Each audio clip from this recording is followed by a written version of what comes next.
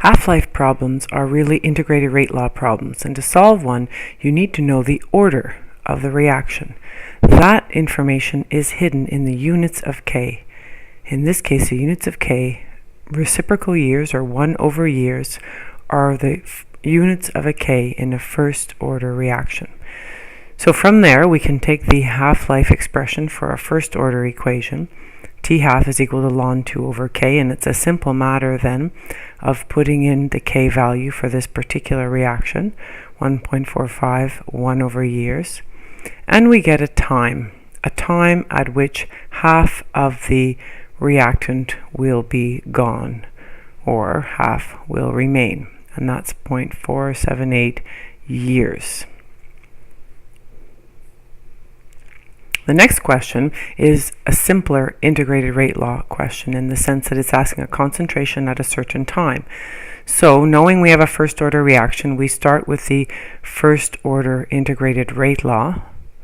Ln of A minus ln of A naught is equal to minus KT. We want to isolate the concentration. We're asked for a concentration. So we take ln of A and we keep it on the left side of the equation, and we move the ln of A naught over to the right side of the equation.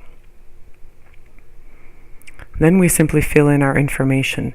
A naught is given in grams per centimeter cubed, so we're going to keep it in grams per centimeter cubed. We're going to take the natural logarithm of that value, and then we're going to subtract the K value multiplied by the time that we're asked to investigate.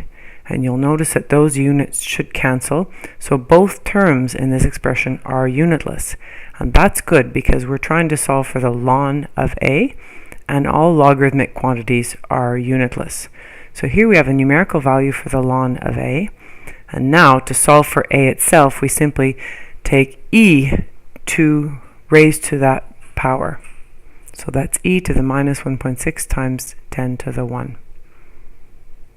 And the answer we get is 1.2 times 10 to the minus 7. Actually, I think that's 1.12 times 10 to the minus 7. You can fix it for me.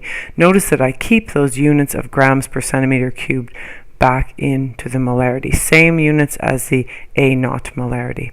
Last question, again, we need the integrated rate law. Now we're asked for a time. So we have to again manipulate the integrated rate law for first order reactions, this time to isolate time on the left side of the equation. So we have that the time will be equal to ln of the ratio of the molarities, so molarity at some time t divided by initial molarity, and we divide all of that by K.